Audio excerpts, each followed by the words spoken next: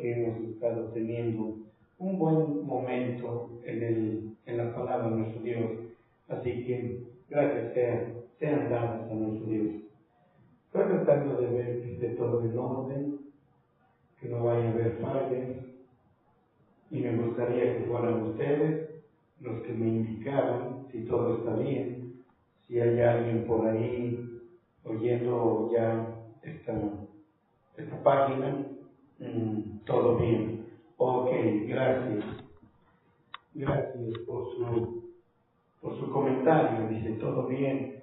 A ver, ¿quién está diciendo todo bien? Todo bien, todavía no veo a alguien que esté ahorita ahí con nosotros.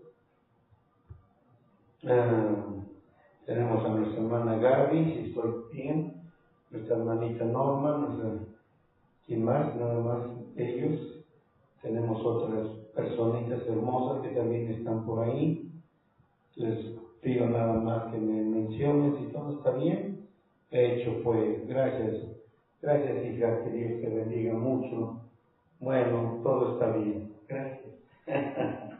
Hay un mensaje que yo creo que de ayer. No, ya está bien.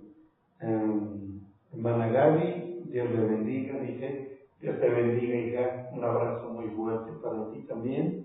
Bueno, pues si todo está bien, audio, video y todo, entonces comenzamos. Vamos a hacer una oración a nuestro Dios y que Él nos bendiga en esta hermosa hora.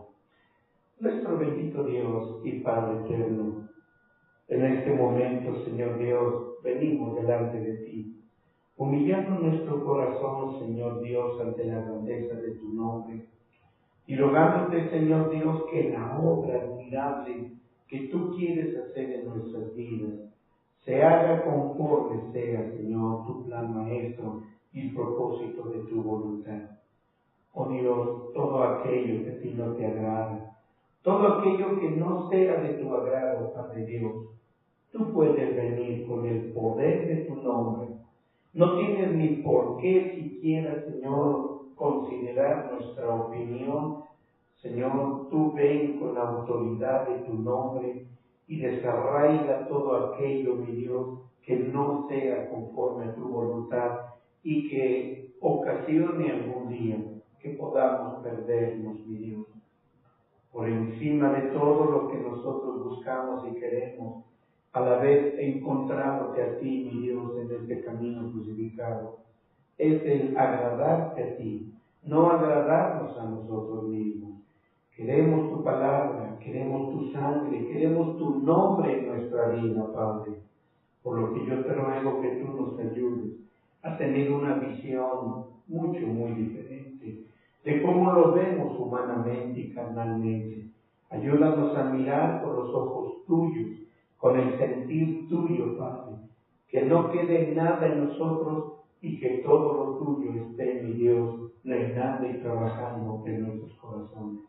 Padre, yo te lo ruego y te lo suplico en tu nombre glorioso. Y ayúdanos a entender cada día más y más de tu verdad y de tu palabra en esta hora.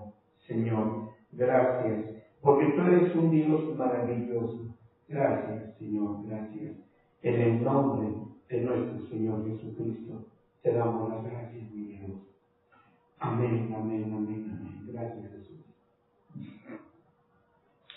Bueno, mis amados hermanos, pues ya estamos aquí, así que vamos a darle a nuestro Dios toda la alabanza, la adoración que Él es digno de merecer. Así que, mis amados hermanos, pues empecemos a estudiar. Bueno, he estado buscando siempre la voluntad de nuestro Dios para saber por dónde debemos de caminar, por dónde debemos seguir. Y hemos estado caminando todavía con este tema del 666, la voluntad de medianoche, ¿verdad? Y hemos estado, por mí, en lo que concierne a mí, me ha estado gustando. Para mí, toda la palabra es algo que me agrada, me gusta, y ustedes lo han visto. Así que es tan maravilloso. Habíamos estado trabajando, déjenme hacer una pequeña remembranza para que ustedes puedan nuevamente también retomar el punto de donde hemos estado trabajando. Como ustedes pueden darse cuenta, estuvimos hablando sobre esa ciudad congelada dentro de la voluntad de medianoche. Dentro de esta voluntad congelada, como ustedes ya vinieron estudiando conmigo, y siento y creo que ustedes también han tenido estudios anteriores, entonces podremos deducir, amados míos, qué tan importante entonces resulta el hecho de que necesitamos trabajar urgentemente y de una manera muy rápida sobre nuestra voluntad de medianoche. Si hemos venido entendiendo correctamente este asunto, amados míos, entonces se darán cuenta que es de ahí donde vienen todos los males de nuestra vida. Es ahí donde vienen todas esas aberraciones, todas esas necedades, terquedades, todas aquellas cosas a las que nos aferramos a la vida, pese a que sabemos que no son correctas.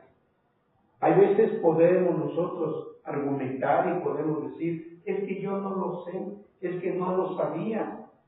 Probablemente se pueda aceptar que esto lo diga alguien quien nunca ha oído o ha escuchado pues toda esta palabra relacionada a la voluntad de medianoche. Pero, amados hermanos, la palabra de Dios nos dice también, entre otros tantos versículos de la Biblia, que mediante el conocimiento de la palabra de Dios ya no queda justificación delante de Dios por los errores y fallas que cometemos. Quiere decir que una vez que la luz de la palabra de Dios ha venido a nuestra vida, a nuestra mente, ya no queda más sacrificio por ese pecado, puesto que entonces ya somos conscientes de lo que estamos haciendo, de lo que estamos oyendo, de lo que estamos, un mundo de cosas dentro de nuestra vida. Así que, mis amados hermanos, de alguna manera, algunos de ustedes se han preguntado si tienen lo necesario, si tenemos lo necesario para terminar la carrera. Se han estado muchas las veces restringiendo, se han refrenado cuando empiezan a experimentar esto, porque no saben qué es lo que está pasando. Lo que hacen simplemente es compararlo con las cosas como eran antes, cuando ganaban, cuando ustedes ganaron entrega y todo tipo de cosas. Ustedes empezaron un caminar con el Señor donde todo lo ganaban, donde todo era admirable, maravilloso, lo que Dios les daba. Y uno piensa que toda la vida siguen las cosas iguales, pero sin pensar, como yo les decía en las últimas clases que tuvimos hace 1 o 2 semanas, les comentaba y les decía, uno puede darse cuenta que Dios está trabajando en la voluntad de medianoche. Y yo se los dije, amados hermanos, porque nuestro Señor Jesucristo trabajó el 90% en nuestra voluntad de día, para que después el Padre tuviera acceso a la voluntad de medianoche con el 10% restante de nuestra voluntad completa. De modo que entonces, amados míos, en el momento en que el Padre ha estado trabajando en nuestra voluntad de medianoche, aquellas cosas que nosotros pensábamos que ya estaban olvidadas, que ya estaban entregadas, todas aquellas cosas que de alguna manera nosotros decíamos, ya vivo una vida perfecta, vivo una vida consagrada delante de mi Dios.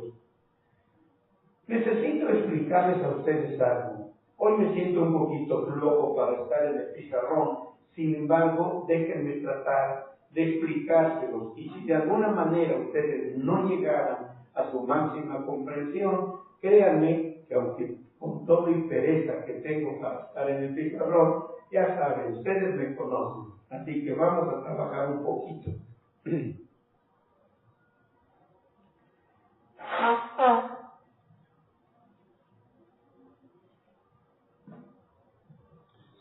Miren, por ejemplo, imagínense una montaña. Imaginen una montaña.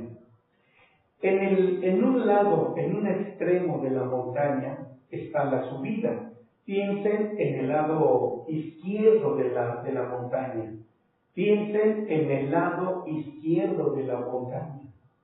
En ese lado izquierdo de la montaña, ustedes van a empezar a subir. Empiezan a subir.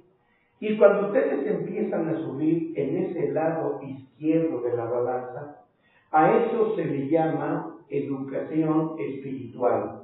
Creo que ustedes ya deben de saberlo, mi hermana Normita, mi hermana Gabrielita, eso deben de saberlo. En el lado izquierdo de la montaña uno empieza el ascenso. Ese ascenso se le llama, escúchenme bien, se le llama educación espiritual. Empieza uno a subir, empieza uno a ascender.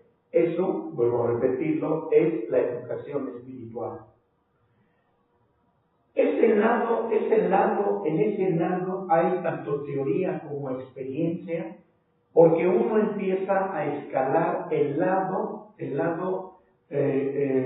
la montaña donde está la educación espiritual, y uno empieza a trabajar en el lado del tabernáculo en el ámbito del Hijo. Espero que me estén entendiendo, mis hermanos. Si no me doy a entender en la forma verbal, y si necesitan que se lo dibuje en el pizarrón, con toda confianza, díganme si lo captan o no lo captan. Así que vean ustedes, ¿sí? Entonces, seguimos adelante. Bueno, creo que voy a tener que vencer mi flojera y voy a tener que enseñarles este asunto, porque sí es muy interesante. Y si no lo hago, si no dejo bien claro este asunto, van a tener siempre problemas para entender por qué siguen siendo los mismos y no han avanzado en su vida espiritual. Así que vamos a trabajar un poquito entonces. Déjenme trabajar de esta manera, y aun cuando de alguna forma la montaña que yo dibuje no sea muy elocuente, cuando vamos subiendo hacia arriba, ya se los dije, cuando vamos subiendo, esto se le llama educación, como ya se los dije, espiritual. Ahora, voy a tratar de que de alguna manera ustedes puedan comprender este asunto.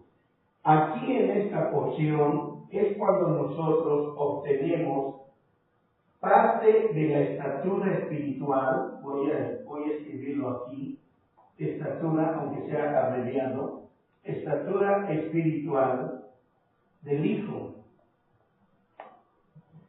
Esto tiene que ver con la estatura espiritual del Hijo.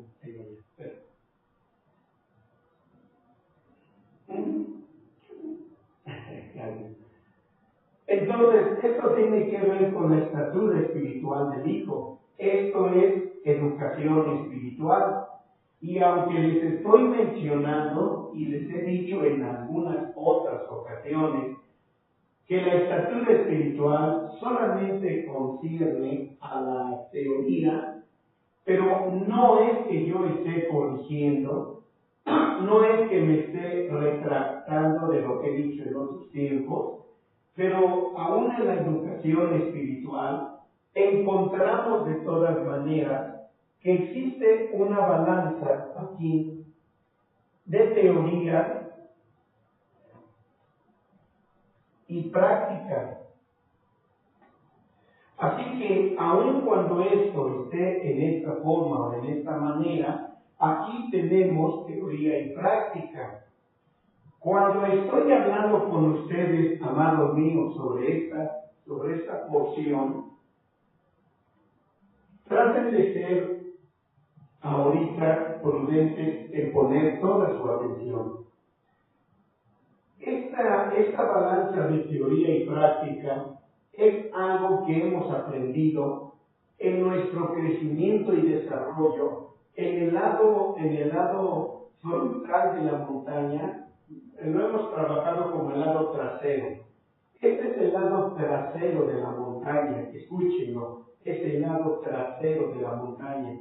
Y cuando hemos avanzado aquí, es porque hemos ido avanzando para obtener la estatura espiritual del Hijo. Esto es la estatura espiritual del Hijo. Luego, cuando llegamos aquí, cuando llegamos a la parte más alta, y esta parte se le llama alta o altura. Cuando llegamos a la parte alta, esta es una palabra hebrea llamada marón. Cuando llegamos a la parte marón, hay un gran peligro para nosotros, mis amados hermanos, cuando llegamos a esta parte. Ahora déjenme tratar de explicarles este asunto. Cuando nosotros llegamos a la parte alta, déjenme mostrarles aquí una especie de nube. Esta es una nube donde enfrentamos a todo tipo de espíritus de los más altos y más peligrosos que podemos encontrar. Siempre esto va a suceder cuando estamos en las partes altas, ¿Cuál es una de las cosas fundamentales o principales que nosotros encontramos cuando llegamos a esa parte alta? Uno de los peligros más grandes que enfrentamos ahí son los enemigos que nos proveen, por así decirlo, resfrío, desgano, cansancio, falta de empeño, falta de deseos, y empezamos a languidecer. Cuando llegamos a esa parte alta, lejos, fíjense bien, es algo bien curioso, mis hermanos, es algo bien curioso. Lejos de que empecemos a sentir victoria y triunfo y empecemos a sentir más ganas y más deseos por correr, sentimos exactamente los mismos síntomas que sintió la iglesia de la Odisea. Cuando la iglesia de la Odisea se encontró en la parte alta, como están ustedes viéndolo aquí en el pizarrón, cuando la iglesia de la Odisea se vio envuelta en ese ámbito de los lugares altos, ¿qué fue lo que dijo? Ustedes conocen esos textos bíblicos. Yo ya no necesito más, no tengo necesidad de nada, yo ya estoy perfecta, yo ya tengo todo lo que necesito, no necesito ya más ir a la iglesia, no necesito más hacer sacrificios, puesto que ya me encuentro aquí en esta parte. ¿Cómo me gustaría de veras tener el tiempo para estar hablando con ustedes sobre todo esto? Todo esto es un tema en sí enorme, muy grande, que muy poca gente probablemente conoce. Pero esto los va a llevar a ustedes, mis hermanos, a la raíz de todas las cosas. Para poder darles a ustedes un panorama todavía un poco más amplio sobre este asunto, déjenme entonces mencionar otro aspecto. En todo esto que ya ustedes están mirando, en todo esto que están contemplando, amados míos, es aquí donde el Señor Jesucristo, puesto que estamos hablando de la educación espiritual, que tiene que ver con el ámbito del Hijo. Todo esto, vuelvo a repetirles, tiene que ver todo esto, de subir por la parte trasera de la montaña. Esto tiene que ver, escuchen bien, con el lado del ámbito del Hijo.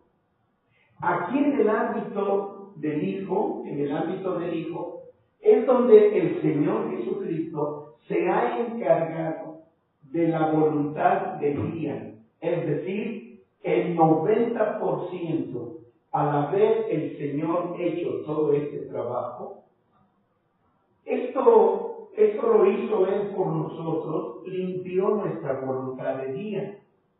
Y al llegar nosotros aquí a la montaña, al igual como lo hizo la iglesia de la Odisea, exactamente también nos pasa a nosotros.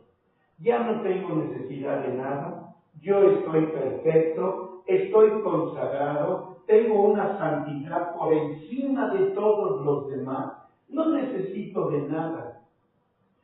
Pero, amados hermanos, es obligatorio, escuchen esto, es obligatorio que nosotros tengamos que recibir el proceso del descenso, el descender.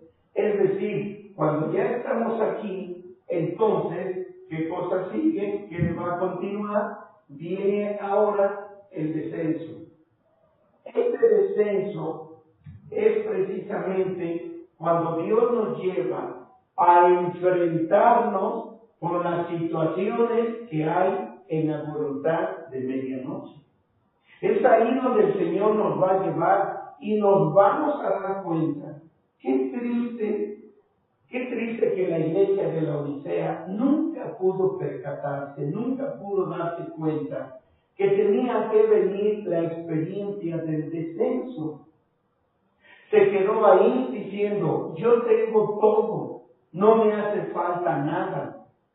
Amados, qué falta de percepción de la realidad de parte de la iglesia de la Odisea, de pensar que al estar aquí en la montaña, enfrentando la nube de los más altos espíritus demoníacos, en un sentido, y por así decirlo, ella se sentó en sus reales, pensando que ya tenía todo, pensando que ya no necesitaba todo, pero necesitaba el 10% restante de redención y salvación para su vida.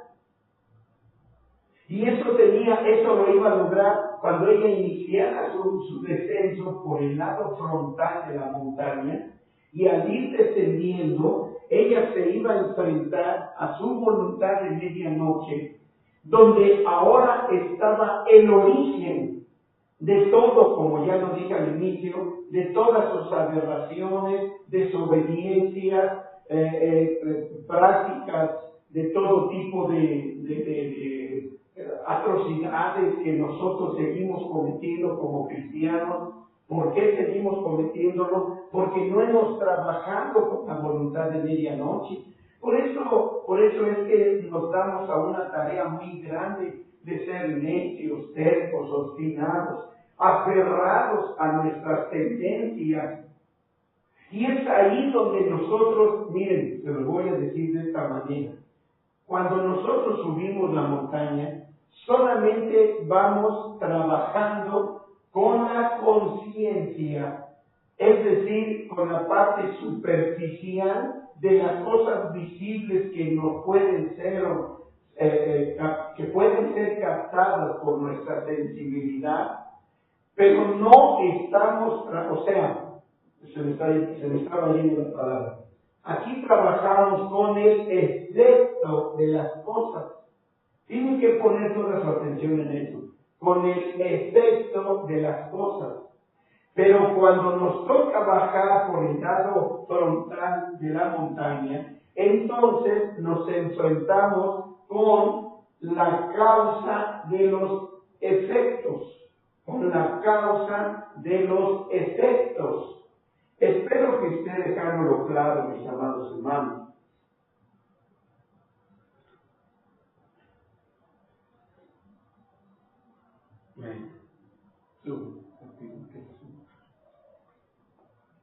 Entonces, esto es bastante importante, mis hermanos. No. Gracias.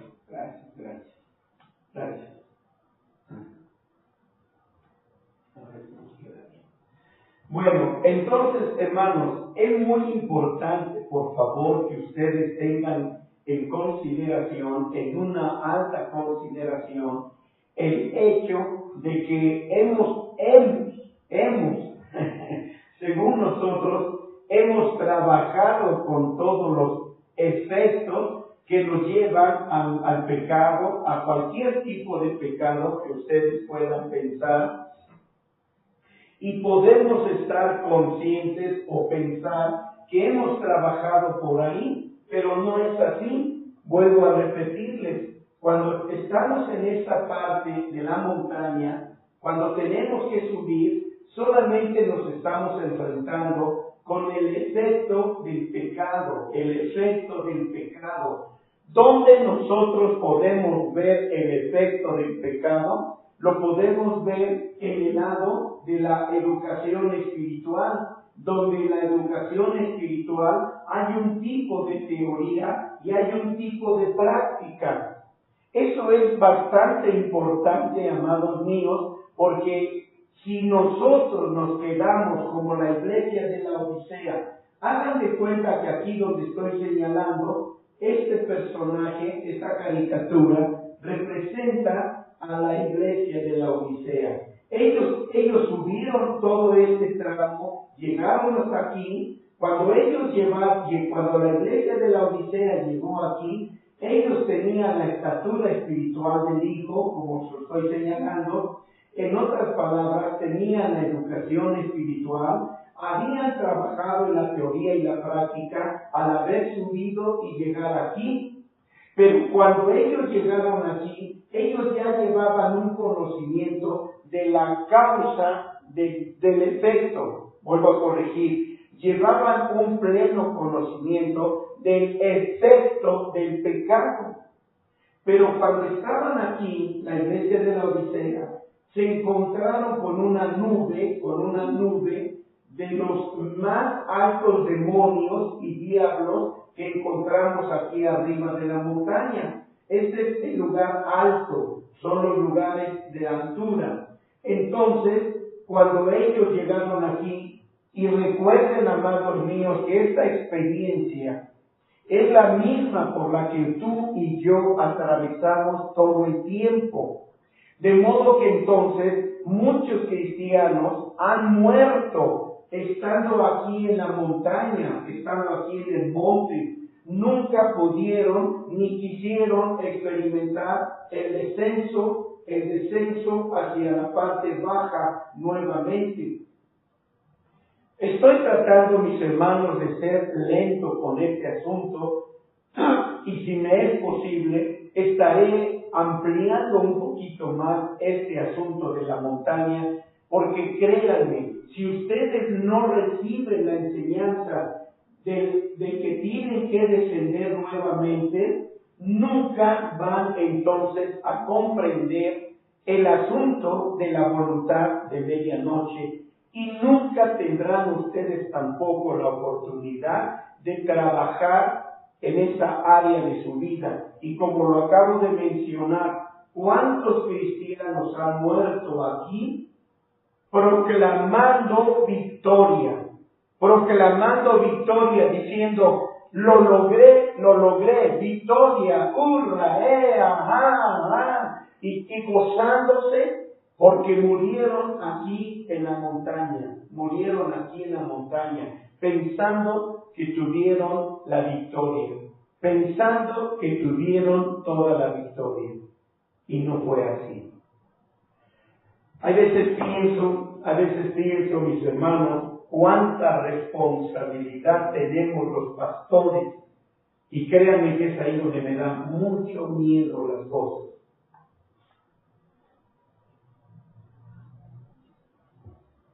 Créanme que es ahí donde experimento un miedo tremendo, porque como pastor puedo perder a un alma,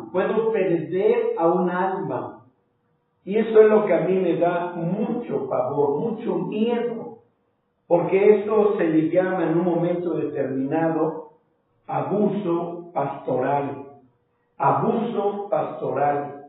Es decir, abusar de nuestra calidad de pastores para poder seducir las almas en el lado carnal, en el lado sensual.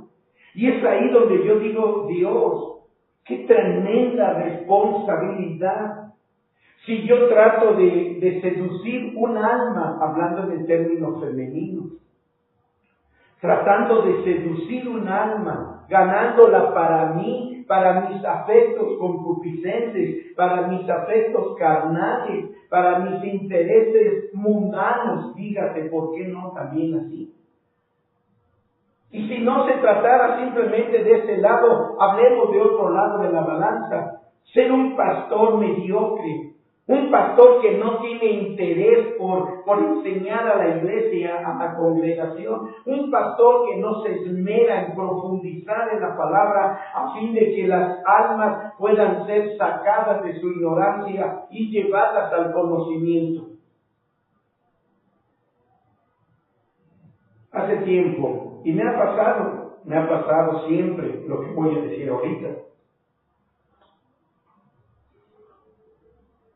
Me ha pasado que seguido me llaman a un sepelio. Pastor, ¿podría usted venir a darnos un estudio o una palabra de consuelo en este sepelio? Murió fulano de tal. Cuando puedo voy y a veces, aunque esté cansado, si está a mi alcance, voy y atiendo esa petición o esa necesidad. Pero quiero que escuchen lo que en algunas ocasiones llego a decir. Me paro a un lado del féretro, me paro a un lado del ataúd, empiezo a predicar.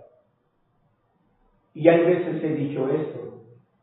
Amados hermanos, estoy hablando a la audiencia, y les digo, yo no soy responsable de lo que el día de la resurrección va a salir de este cuerpo que está abierto en este ataúd.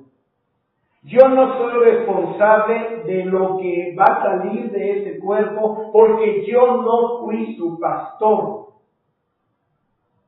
Yo no sé lo que su pastor de este cuerpo que mantuvo un alma y un espíritu por muchos años, yo no sé qué le haya enseñado su pastor. Yo no puedo decir, no puedo asegurar lo que va a salir de aquí.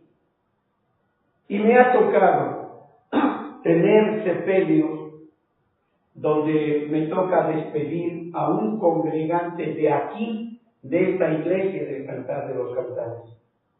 Y cuando hemos tenido el féretro aquí, cuando tenemos el ataúd, entonces es cuando yo les puedo decir lo contrario. Sé lo que va a salir de este cuerpo, porque fui su pastor por 5, 10, 20 o 30 años. Sé lo que va a salir de este cuerpo. Sé que cuando este cuerpo vaya entrando al panteón, los demonios y espíritus dragones van a correr y se van a meter por todos lados, porque va un vencedor, va entrando a ese panteón. ¿Ahora me entienden?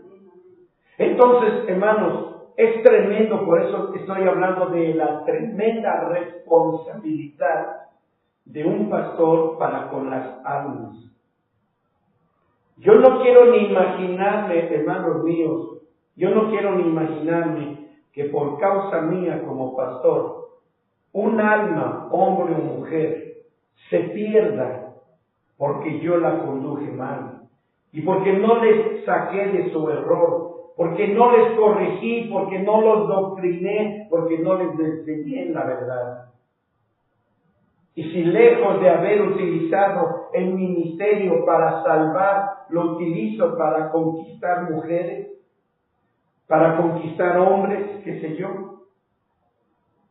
Hoy en la actualidad ya hay hasta iglesias para lesbianas y para homosexuales, para gays. Y ahí vemos, y lejos de que yo les diga a ustedes, a ver, aquí está mi esposa, a ver, pásate. Ese pastor dice, aquí está mi esposo. Y sube el otro homosexual y los dos abrazados, saludando a la cámara, a todo el mundo. O la pastora lesbiana y le dice, aquí está conmigo mi amada, mi esposa, sube mi amor. Y sube otra mujer y las dos saludan a la congregación. Amados, yo no quiero ni pensarlo. ¿Saben por qué? Jesús mismo dijo unas palabras. ¡Ay de aquel que haga caer a uno de estos mis pequeños! Hay veces que ese es el único versículo que pienso yo, no sé los demás pastores, pero es donde pienso y digo, Dios, ¡ay, Señor! ¡Ay de aquel que haga caer a uno de estos mis pequeños! Mejor le fuera que se atare en el cuello una piedra de molino y se eche a la mar.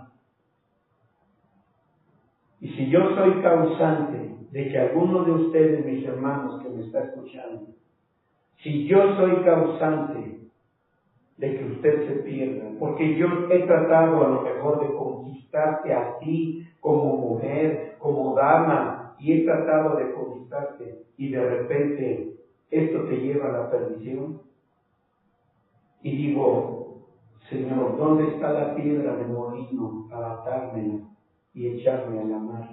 Porque un alma ante los ojos de Dios tiene un valor invaluable. Un alma, una. Ahora se imaginan esas mega iglesias.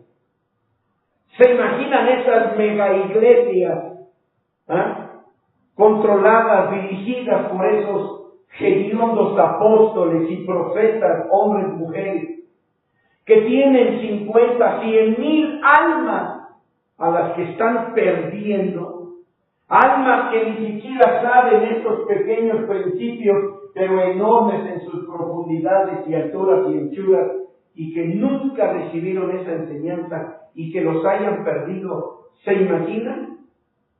¿Se imaginan si yo estoy teniendo miedo por un alma que yo pueda perder? Imagínense si tengo sobre mí una mega iglesia de más de 100,000 almas y pensar que todas ellas se van a perder porque no tengo la santidad, la sabiduría, el entendimiento, el conocimiento para conducir a todas esas almas hasta la presencia de Dios en un estado completo de salvación.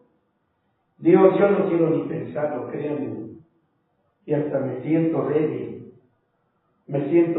estar hablando sobre todo esto. Me siento como ganas de desmayarme, porque el peso de la responsabilidad es mucho. Y no importa que sea una alma, hombre o mujer, que todavía no ha dejado sus pecados. Porque no estoy hablando de que voy a ser responsable si pierdo a un alma que ya llegó a la estatura del varón perfecto. No importa si esa alma es el alma de una mujer que vende su cuerpo, un hombre que está dado a la adicción, a cualquier tipo de adicción, un hombre que todavía se da al pecado, una mujer que se da al pecado. No importa qué tipo de alma sea, está sobre mis hombros, está sobre la responsabilidad que Dios ha puesto en mí como pastor. Porque muchas veces he oído pastores, cuando llegan a invitarme a predicar, y de alguna manera he ido algunas veces a esa misma iglesia. Entonces, le pregunto al pastor, oye hermano, y el hermano que venía aquella vez que vine a predicar y que pasó y aceptó a Cristo, ¿dónde está? La jovencita aquella que cuando prediqué e hice la invitación para que aceptaran a Cristo, ya no la veo. ¿Y saben cuál es la respuesta del pastor? Era una muchachita ramera, nunca se quiso arrepentir, así que mejor la corrí de la iglesia, nunca quiso cambiar su vida. Y aquel hombre era un drogadicto, empedernido y mujeriego. Tuve que correrlo de la iglesia. No valen la pena, son almas que no valen la pena. Pero los que están aquí que ves, ellos son perfectos. ¿Cómo puede ser posible?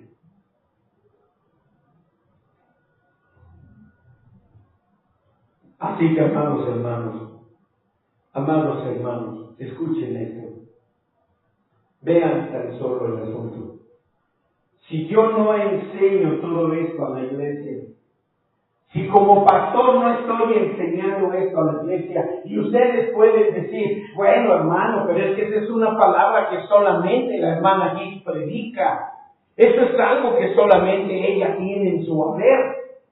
Hermano, la Biblia que usa la hermana Gis es la misma Biblia que tiene un católico, que tiene un testigo de Jehová, que tiene un mormón. Es la misma Biblia y la misma palabra de Dios dice que Él no hace acepción de personas. Es la misma Biblia que puede leer un musulmán. Es la misma Biblia que puede leer cualquier persona en donde está la verdad, de donde ha sacado la hermana Gis toda esa palabra de la Biblia únicamente.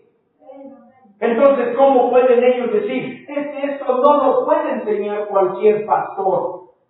Entonces, ¿para qué están de pastores? ¿Nada más para recibir puro dinero? ¿Para recibir afecto, cariño, amor, atención de las damitas de la iglesia? No, santos, no. Hay una tremenda responsabilidad. Por eso yo estoy diciendo, necesito y cuánto deseo de veras ahondar en este asunto que estamos viendo aquí, porque necesito llevarlos aquí. Aquí está la iglesia de la Odisea. Aquí está la iglesia de la Odisea. Y esta es la iglesia apóstata, la iglesia tibia, la iglesia que no se empeñó en buscar más. Pero ¿quién fue el culpable? ¿Quién fue el culpable de que la iglesia de la Odisea no se haya esmerado y no haya roto esa tibieza, esa apostasía? ¿Quién fue el culpable? Él o los pastores de esos tiempos. Y sigue siendo el mismo cuadro hoy en día, hermanos. Sigue siendo el mismo cuadro hoy en día. Sigue siendo el mismo cuadro. Los pastores llevan a su iglesia a la montaña, por así decirlo, y la gente que dice, ya soy la esposa del Cordero. Y los pastores son los que se encargan de decir, tú eres la esposa del Cordero por fe, por obligación de Dios, tú eres la esposa del Cordero. Pero yo le preguntaría a ese pastor, simplemente tú, pastor, ¿cuánto conocimiento, sabiduría, entendimiento y prudencia y estatura espiritual tienes en tu vida para poder asegurar eso? Y resulta que ellos son los primeros que no tienen nada de eso. Así que, amados hermanos, no sé por qué estoy hablando todo de esto. Probablemente tú o yo lo estábamos necesitando o lo estamos necesitando. Así que ahora viene después el descenso y saben, para poder continuar no voy a poder meterme de lleno en todo lo que este cuadro que tenemos aquí significa, pero déjenme decirles algo, mis amados hermanos.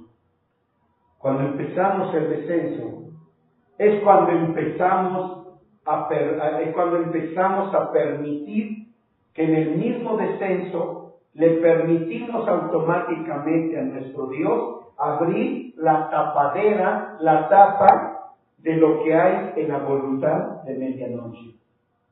¿Y qué creen? ¡Oh, surprise!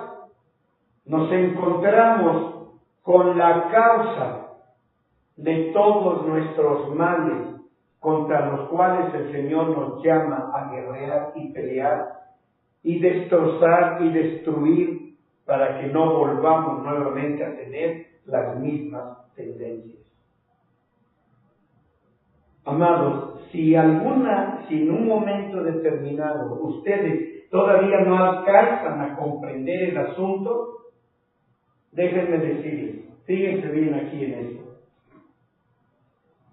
Si la iglesia empezó a subir por aquí, si la iglesia empezó a subir y empezó a escalar toda este lado trasero de la montaña, si la iglesia empezó a caminar y obtuvo esa estatura del Señor Jesucristo en su vida, si obtuvo esa estatura, y si ellos tuvieron teoría y práctica, y si ellos se supone que caminaron en la educación espiritual, luego Luego entonces, yo quiero que ustedes observen entonces, miren bien esto, entonces quiero que observen cómo es que si ellos llegaron aquí, hablando de la iglesia de la Odisea, cómo es entonces que obtuvieron esa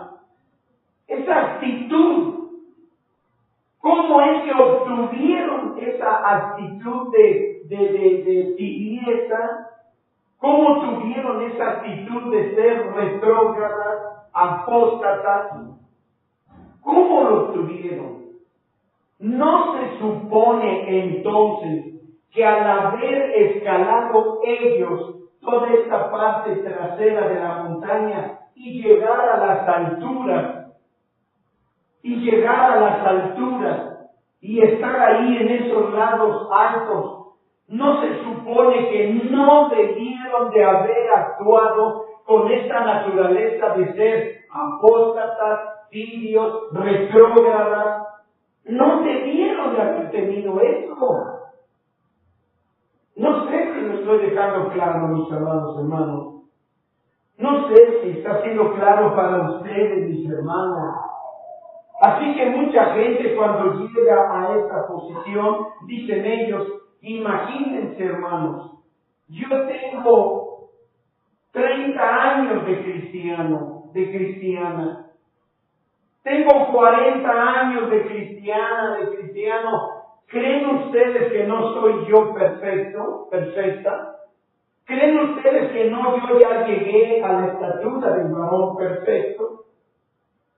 Pero no se trata de los años que has caminado. No se trata aquí de antigüedad. No estamos en una empresa para hacer méritos y decir yo ya tengo los méritos de que me pensionen, me jubilen o no qué sé yo. No, hermano. El llegar a la montaña es apenas la mitad del camino que debemos recorrer.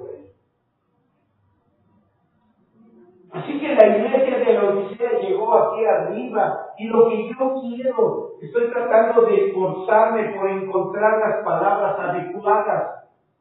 Si ella llegó hasta la estatura del varón perfecto, yo nada más les hago a ustedes la pregunta, ¿por qué actuó como tal?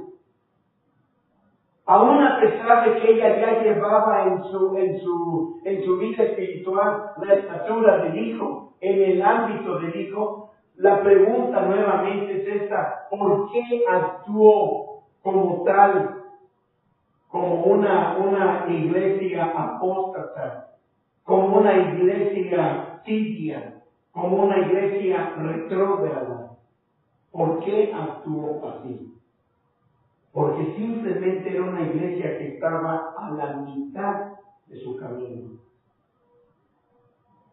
Si bien de alguna manera se dio cuenta que en su ascenso se dio cuenta de todos los efectos, oigan eso, se dio cuenta de todos los efectos de su pecado, pero nunca fue al meollo, que es la voluntad de medianoche. Amados, ¿cómo me gustaría saber y confiar en ustedes que están entendiendo perfectamente todo este asunto?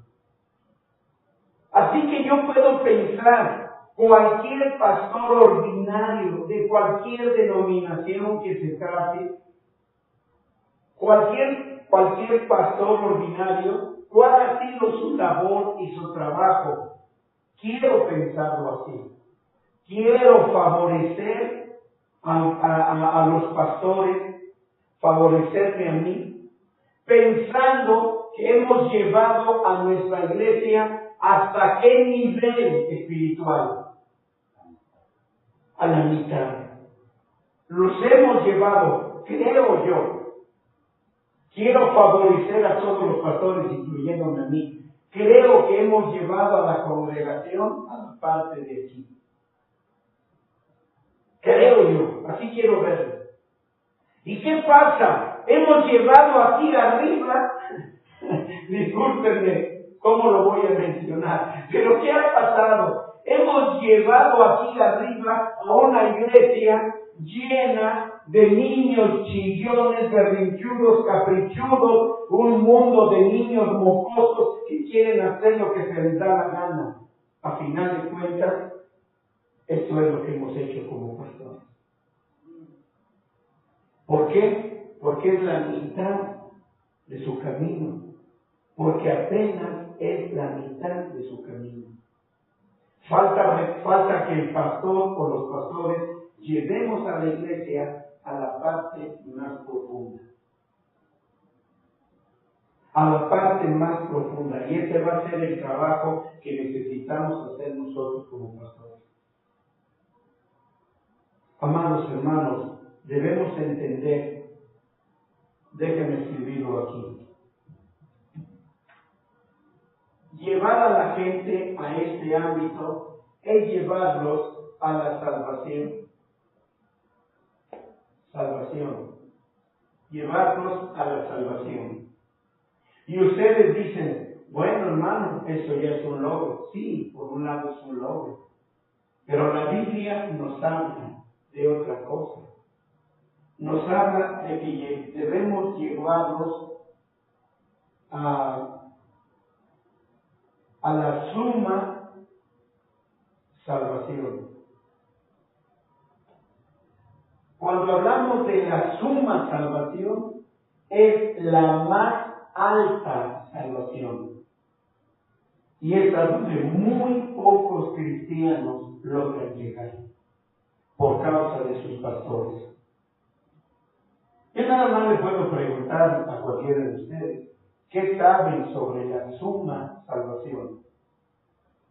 Para muchos solamente hablan del término salvación en forma simple y sencilla.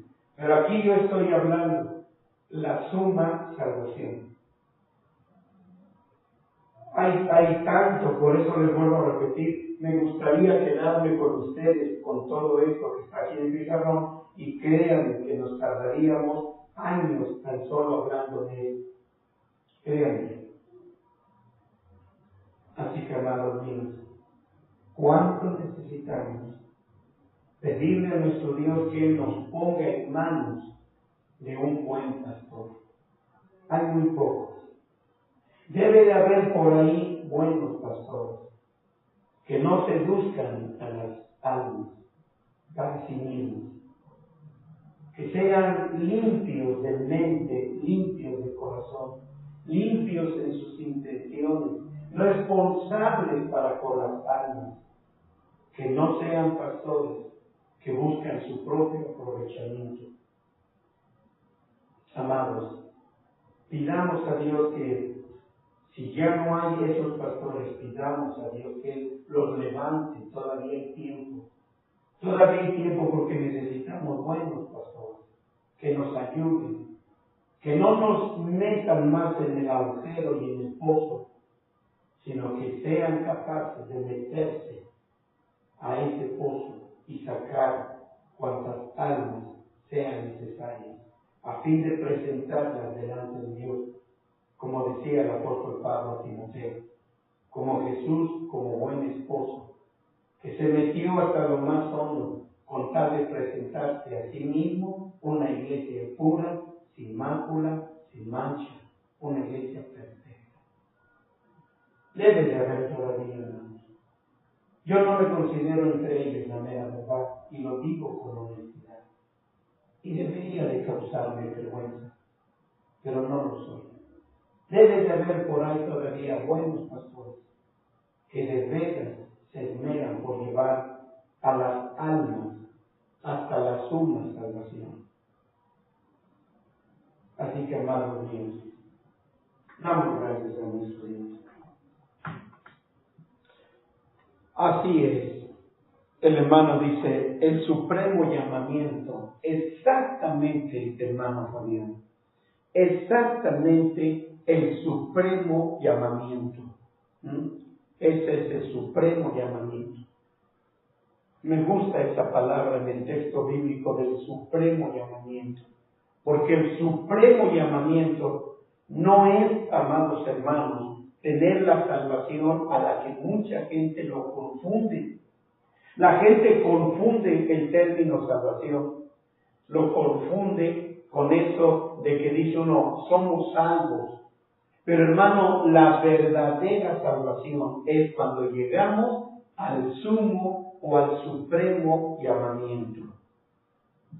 Así es, hermana Normita, así es, en donde combatimos la causa de nuestros males. Cuando llegamos a la parte profunda, cuando vamos a la parte profunda es cuando llegamos a combatir con los verdaderos males que hay en nuestra vida.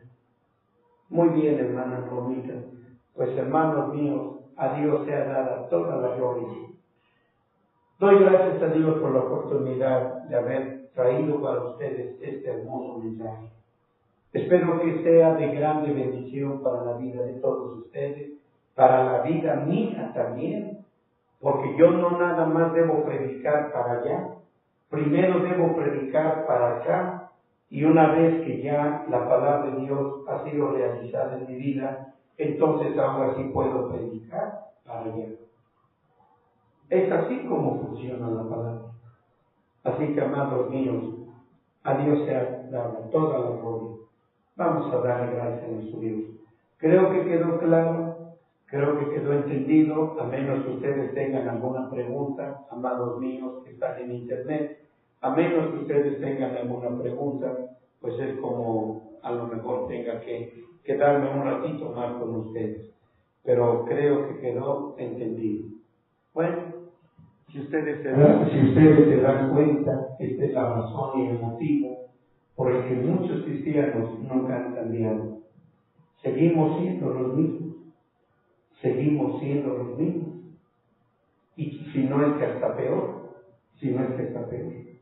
Bueno, ok, vamos a orar. Nuestro bendito Dios y Padre eterno, yo quiero darte las gracias, mi Dios, por la oportunidad que tú me has dado de traer esta palabra, este mensaje al corazón y a la vida de todos y cada uno de mis hermanos.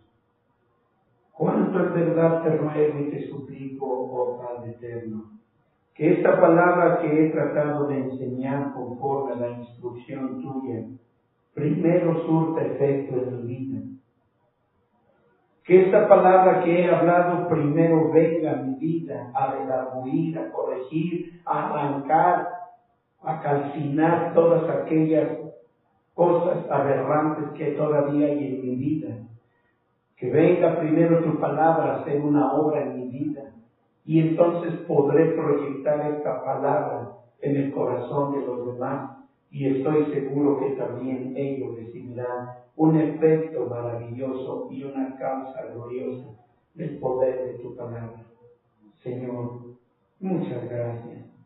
Gracias porque esta palabra, Señor, ha llegado al corazón de mis hermanos que por internet han tenido el privilegio de oír este mensaje. Yo te suplico, Padre Dios, por la vida de todos y cada uno de ellos. Y que ellos también me ayuden a mí a poner por obra, primero yo, que ellos me ayuden a mí a poner por obra la palabra de Dios, para que cuando yo se las predique, esta palabra brota de una palabra actuada, una palabra hecha realidad primero en mi vida, para que ellos puedan asimilarla. Es así como tú predicabas, mi Dios. La palabra primero fue en ti y después fue para los demás. Yo te doy gracias por mis hermanos que están aquí. Te doy gracias por mis hermanos, Señor, que están ahí a través de esta página de internet. Yo te ruego que tú los bendigas, mi Dios. Yo te suplico, Padre Dios, que tú hagas una obra admirable en sus corazones y en sus vidas. Gracias, mi Señor, gracias. En el glorioso nombre de mi Señor Jesucristo te alabo y te doy las gracias. Ahora te ruego, Señor, que tú seas la bendición más grande que nosotros esperamos tener en esta semana. En esta semana está incluido el término de una dispensación, el final de un año. En esta semana lo vamos a experimentar. Y yo te ruego, Padre Dios, que antes de entrar a este nuevo año, tú nos permitas cancelar, tú nos permitas tener el valor de romper cualquier relación que esté conectada con el mundo y la carne y nuestros apetitos carnales. Ayúdanos a romperlos, a destruirlos, y que podamos entrar en esta nueva dispensación sin ninguna cadena que nos ate a ninguna cosa, persona, situación o circunstancia. Ayúdanos a romper con todo aquello y ayúdanos a tener la convicción plena y absoluta que por encima de todo tú debes de ser lo que podamos escoger antes de que entre esta nueva dispensación. Ayúdanos a decirle no a cualquier situación, relación, cosa, persona que nos tenga atados y encadenados y que nos impida tener una excelente relación contigo. Padre, en el nombre de Jesucristo yo te lo ruego. Ayúdanos a entrar a esta nueva dispensación 2015 con una nueva determinación. Con una determinación de que no queremos nada que a ti te desagrade. Por eso te ruego que en estos días, antes de que termine este año, tú nos ayudes a reflexionar y a quitar del medio cualquier obstáculo y hacer la elección más grande, más trascendental que pudiéramos hacer en nuestra vida. Escoger por ti, mi Dios, te lo rogamos. Y ahora, Señor, quiero suplicarte, quiero rogarte que la gracia del Señor Jesucristo, el amor de Dios, la comunión y la participación de tu Santo y bendito Espíritu sea con todos y cada uno, ahora y siempre, hasta el día en que tú vengas. Gracias, mi Dios. Gracias. Amados míos, reciban todo mi cariño, todo mi afecto. Hermanos, gracias por ayudarme, como dice el hermano, comiendo las últimas semillas del año 2014. Estamos comiendo las últimas semillas de este 2014. Así es, hermano Fabián. Así es, mi hermanita Normita. Así es, mi hermanita Margarita, mi hermanita Gabrielita y mis demás preciosos y amados hermanos que están con nosotros. Si no digo sus nombres, por favor, perdónenme. Mi preciosa hermanita Bertita, gracias por tu preciosa vida, hija. Que Dios te bendiga también, si es que estás ahí. A lo mejor ya estás en tu trabajo, pero bueno, para todos mis hermanos, todo mi cariño y todo mi aprecio. Que Dios los bendiga. Si Dios lo permite, nos vemos mañana a las 8 de la mañana, con la ayuda de Dios. Que Dios los bendiga.